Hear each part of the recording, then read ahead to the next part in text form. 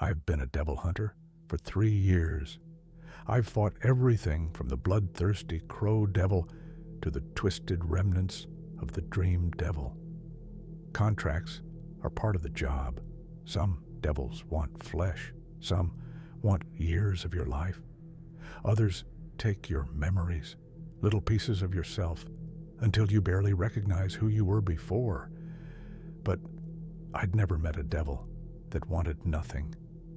It started with a simple assignment. HQ sent me to investigate a string of disappearances in an old apartment complex on the edge of the city. The place had been abandoned for decades, yet reports kept coming in, people entering but never coming out. Not even bodies, just gone. When I arrived, the air felt wrong, not heavy, not suffocating, but empty. The kind of silence that made your brain struggle to process it, like something had been erased. I stepped inside. The floors were coated in dust, undisturbed, but something was off. The hallway stretched longer than it should, the walls just a little too smooth, like they'd never been touched by human hands. The doors on either side were slightly ajar, opening into darkness. Then my radio crackled. "Be advised, we've lost contact with the last 2 agents sent in there." I reached for my weapon. That's when I saw him. A man sat in the middle of the hallway, or rather, something shaped like a man. His suit was perfectly pressed, his hair too neat, his skin too smooth. His face was wrong, not quite blank, but as if someone had started drawing it and then erased half the details. His eyes, though, black voids, deep, endless, as if they weren't just missing color, but were holes in reality itself. "You're lost," he said. His voice was completely devoid of emotion, like a sentence spoken out of obligation rather than intention.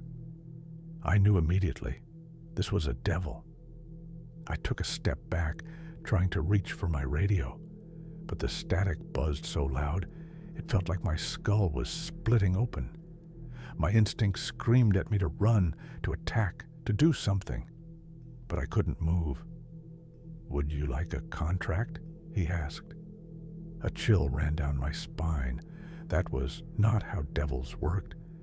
They didn't offer, they demanded, they bargained, but this one was just sitting there. "What do you want in exchange?" I forced out, my throat dry. He tilted his head slightly, as if considering the question. Then, in that same detached, hollow voice, he said, "Nothing." Something in me recoiled. My heartbeat slowed, not from fear, but from something worse. A sinking, hollow feeling spread through my chest, like I was forgetting how to be myself. "That's not how this works," I said. My voice sounded distant, unfamiliar. "You misunderstand," the devil said. "I require nothing. You only need to say yes."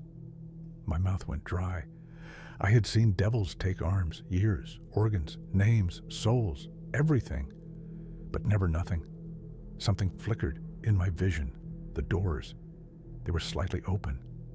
I turned my head, and I saw what was inside. Myself. Hundreds of versions of me standing in identical rooms, staring at me through the cracks of the doors. Some looked exactly like me. Others were slightly off. Eyes missing, faces stretched, limbs too long or too short. Some stood there, motionless. Others were shaking, their mouths moving in silent screams. And suddenly, I understood. I was not the first. I was not the only. I should have run, should have fought, should have done anything except what I did next. I said yes. The moment I did, every version of me behind those doors blinked out of existence. The world snapped back into place. I was outside the building, standing in the middle of the street, as if nothing had happened. The apartment complex was gone. Just an empty lot. No reports of missing people. No records of HQ ever sending agents. I checked my phone. My call logs were half empty. Messages were missing. Photos I swore I had taken were just gone. When I got back to HQ, something was different. People glanced at me like they recognized me but couldn't place where from. Conversations I knew I'd had before didn't seem to exist. My nameplate at my desk was missing. And then I looked in the mirror. I was still me, but my eyes just a little darker, just a little emptier. And now, sometimes, I dream of a hallway full of doors, and behind each one, there's no one left but me. By the way, if you want to see more scary stories like this, don't forget to show some love by hitting the like and sub button. It helps a lot. Until next time.